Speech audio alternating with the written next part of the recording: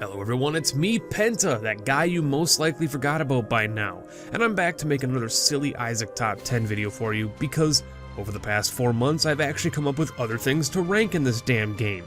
So this one will probably make some of you mad, hence why you clicked the video. You came here to see what nonsense I was on about today. Well, I won't disappoint. These are the top 10 most overrated items in the Binding of Isaac Afterbirth Plus. Enjoy. To begin, I feel I need to give a proper definition of the word overrated because it's oft used wrongly nowadays. Overrated means something that has its worth exaggerated. So for example, opinion-based top 10s are overrated. Let's begin.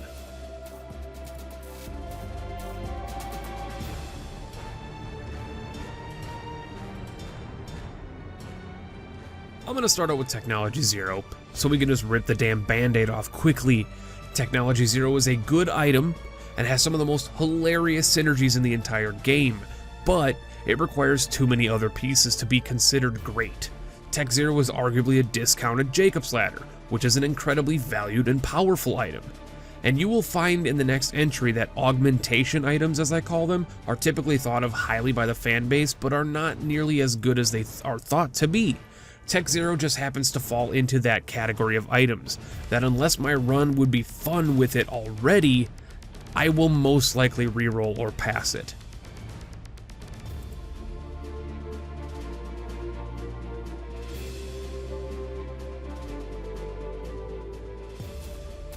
Ludo Technique, or as I call it, the Alexa Kid Simulator, is one of the coolest items in the entire game from a synergy standpoint. I might hate this item, but that doesn't mean it isn't a fun and interesting pickup. However, this isn't about bad items, just overrated ones, and Ludo has way too much value assigned to it by the fan base. I've seen people ruin their runs trying to force a Ludo pickup to work. Stop putting it on a silver platter. Ludo benefits the most from being a late game pickup, and even then it's only really useful less than half the time. Ludo's a fun item that is rerolled and passed upon more than most because a large majority of the time it's simply just not valuable.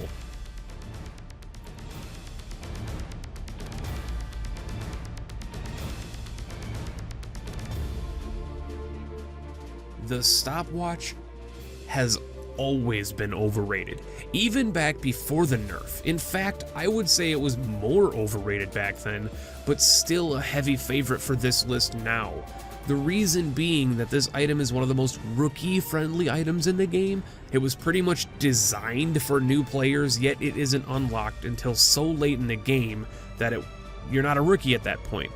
But similar to another item on this list later down the line, rookie or new player friendly items are overrated because the number of new players the game attracts. The item's effect is disorienting for veterans of the game and even to some of those newer players, and can honestly be a deterrent on the run if you aren't careful.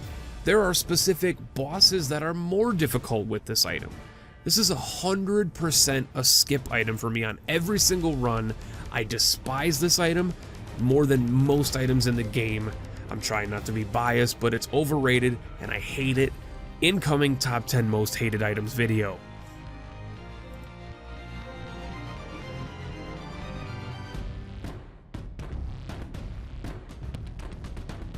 Contract from Below is the first item on the list where I have some leaning room for debate. It is overrated, but some may argue for good reason. Unlike many other items on this list, Contract from Below only makes the run better, which is a good thing, right? It is, but it's not as good as most people think. Doubling the room rewards after clearing is a fine benefit, but how many times do you honestly lose a run because you didn't have a key or didn't have a bomb? Probably none, if very, very few. I know I haven't, and it's because of this that it falls into the overrated category. The rare soul heart or golden chest drop, like on the chest, is great, but also not nearly as valuable as people think. I think people need to evaluate the item a bit more for their own runs. If you get it from a trap room or a chaos play, it's worth it most times with little risk, but you won't often catch me grabbing it from a devil deal, especially not a first deal. Ruining the chance for a Crown of Light or Sacred Heart play later on down the run to occasionally get an extra penny is plain fucking idiotic. I'm sorry, Isaac fans.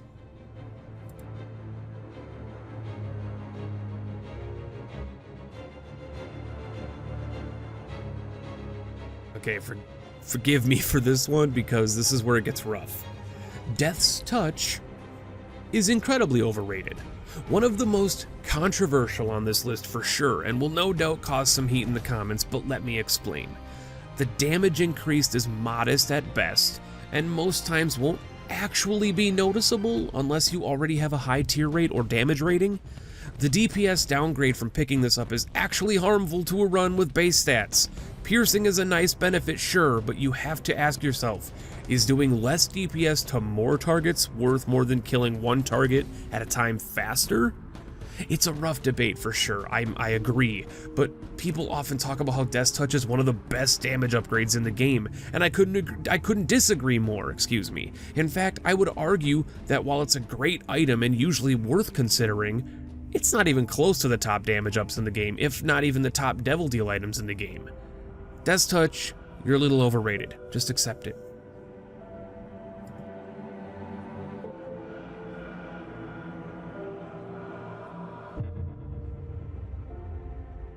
This is a weird one because I feel like most of the community is already aware it's overrated, but yet they still treat it like it's way better than it is. The Inner Eye, or Triple Shot, is another augmentation item that gets better or worse depending on what your run already has, but it's rarely, if ever, good by itself. I find this item most times to be a detriment when compared to the objectively better Mutant Spider in 2020. You are still getting the tier downgrade like you would with Quad Shot, but not comparable to the extra tier you get from Quad Shot and Closer Spread. I feel like they could have buffed the tier decrease from this at some point to make it more viable as an item, but for now it just sits in that box of unused toys. Mutant Spider is almost 100% a take every time, while Inner Eye to me is mostly a 25% to 50% grab depending on the run I have.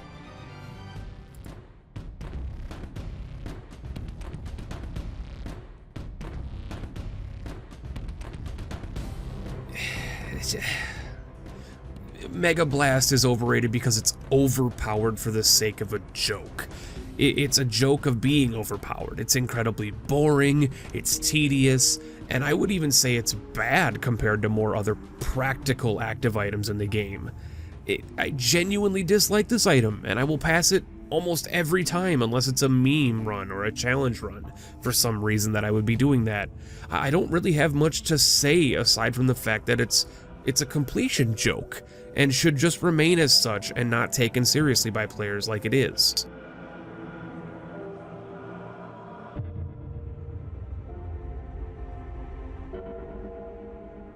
Dark Bum has been nerfed twice, is completely useless with two characters, and almost completely useless with another character. It's part of the most boring transformation in the game aside from Stompy, and for some reason is still considered a guaranteed take on a second floor Devil Deal for most players. I do not understand it. Unless you are a beginner or just plain bad at the game, HP nets shouldn't be a must-have. Familiars like Dark Bum are useful for sure, and can be completely abused with the right situations, I agree, but his overall usefulness isn't nearly as high as most people think.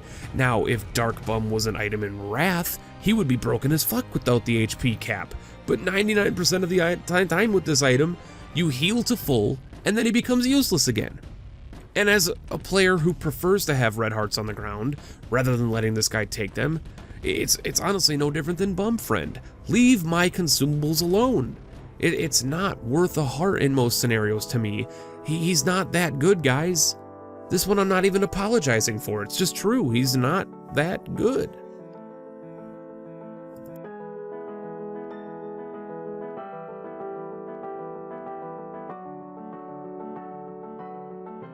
Holy Mantle is amazing.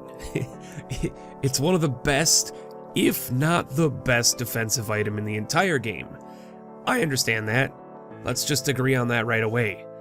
But people treat this item like it's the obvious choice in most situations, and I don't believe that it is. If I have base stats and I walk into a double item room on floor 1 with the choice of Holy Mantle and Pinking Shears, I'll take Pinking Shears 100% of the time. Same scenario with 2020. We know what wins. Same scenario with Mom's Perfume. Perfume wins. Same scenario with even the Relic, another critical defensive item, and Relic wins. Holy Mantle is phenomenal and grants free curse rooms, makes keeper runs and lost runs much less tense, and can get you many other benefits along the way. But the reputation that it's the single best choice in any situation just isn't justified to me, and that's just how I see it.